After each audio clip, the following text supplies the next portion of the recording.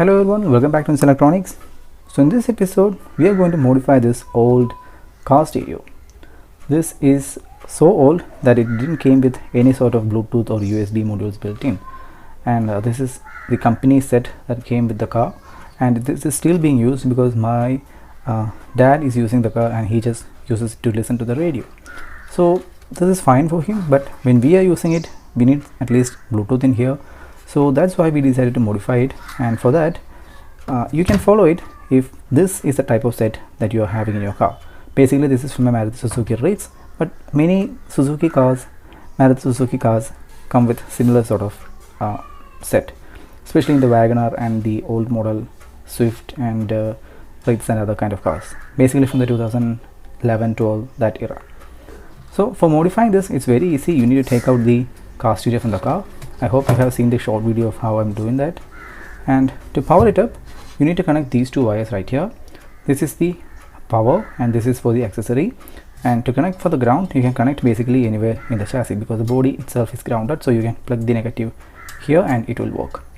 And if your car stereo is different from this, do not follow this wiring diagram. It will be different for every model. So for this particular type of car stereo, this is the way you have to connect it. But still, for checking for fitting the Bluetooth module, we don't need this part. We only need to have this part, and it's very simple. You need to buy one of these kind of Bluetooth modules. This is available for around 75 rupees. I bought it around 6 months ago, and now I don't know what is the price right now because as I said, I'm having this since the last 6 or 7 months. It will work with both 3.3 and 5 volt, and that's why it's very versatile and we can directly connect to here. And it has the pins for connecting the audio in. You can see the left, ground and right, VCC and ground. So to connect it, all you need to do is you can connect the audio output directly to here. This is the aux port, by the way, and you can see the marking in here. It says aux ground, and here it says aux ground left and right. You can check for the continuity to determine which one is what. And for taking power for this specific model, you just need to connect it across these two pins. This is the power supply for the higher sensor for the remote control. And if you're finding these 3 pins, the top pin will always be the power. You can check for the capacitor near to it, and the bottom will be ground. This is for the signal, so we don't need the third one. You only need to take the power from here and here. So that is for the power. These are for the audio. So let's connect it, and I shall come back after that.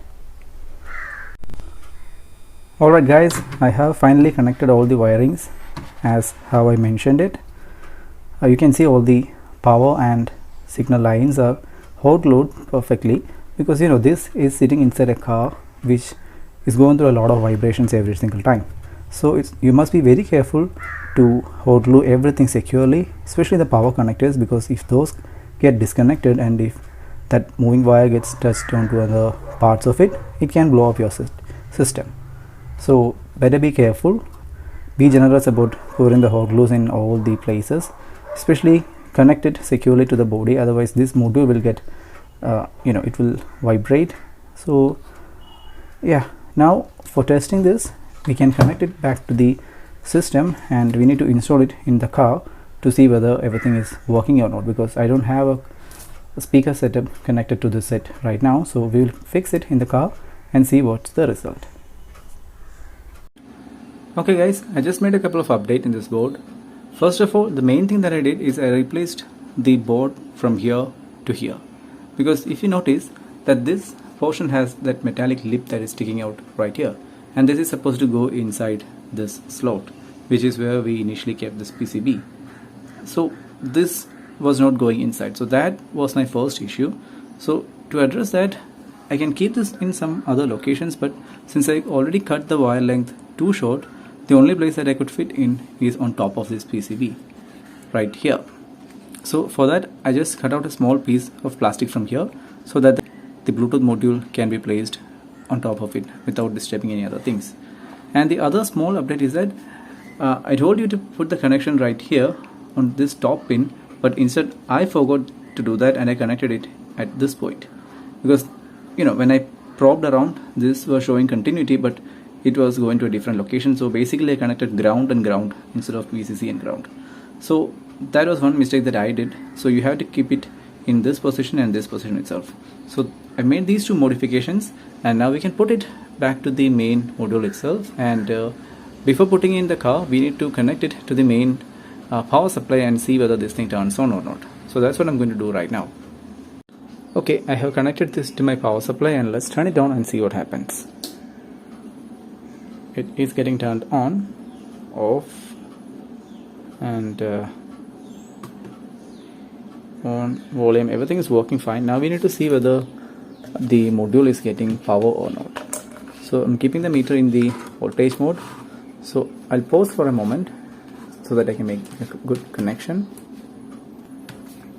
Oh well, unfortunately I put some hot glue on top of that. So let's assume that this is working. But when you are checking, make sure that you are getting power from these two pins in here. But unfortunately I cannot do it because of this hot glue. But so let's put it straight to the car and see what happens. Alright, so we have installed the set back inside the car. Now let's turn it on and see what happens. This is in the aux mode, and I'm not hearing any pairing audio.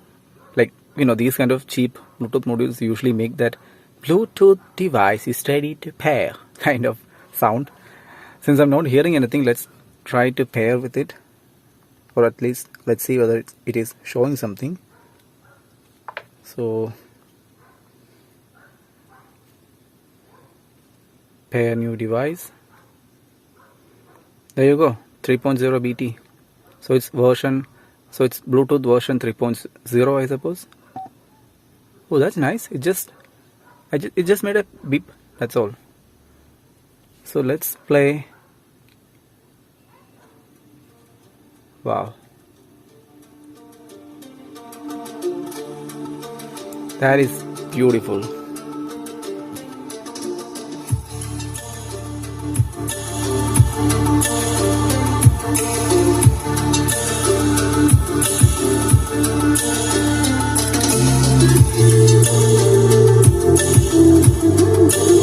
It is working perfectly, and now let's see whether it is stereo or not. I mean, you know, there is this speaker audio available like this, and if this portion gets copyrighted, then I will mute this part. Alright, so let's see what happens.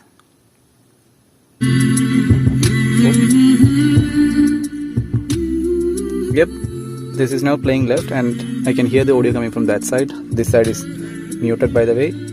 Okay, now it's this side, and that side is off. I think right now the phone itself is recording in stereo, so I'm not sure whether you guys are able to differentiate between them. See, that is the left side, that's the right side. So this Bluetooth module is itself stereo.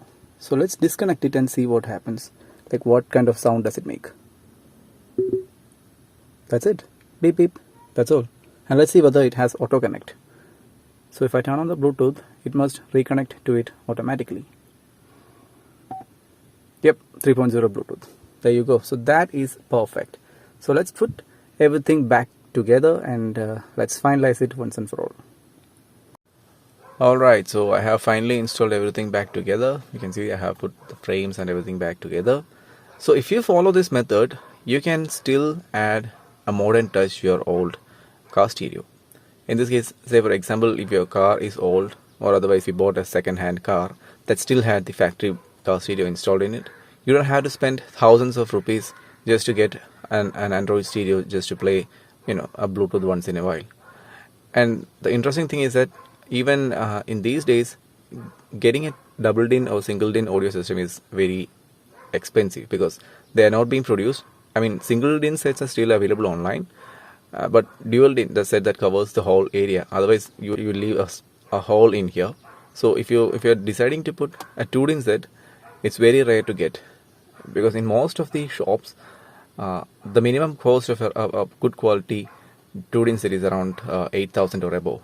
That's only useful for people who are continuously listening to music whenever they are turning on the engine, like from the get-go onwards. But for occasional use, putting a Bluetooth module is enough. on the company side. That's just good enough for most of the people, at least for older people who are getting used to these kind of settings. So with this one, you can pair the phone, and even you can get the notification from the maps and all those things. So that's a good thing. The only thing you require is some knowledge on how to get the wiring done as per your car's stereo. And by the way, this, as I said, this is an example. So if your car model or if your stereo is the exact same, just follow my same instructions as it is. Otherwise, you just need to find out the wiring diagram of your car stereo, and yeah, that's it. All you need to do is spend some time on it. I hope this video is useful. Thank you for watching, guys. See you with another video.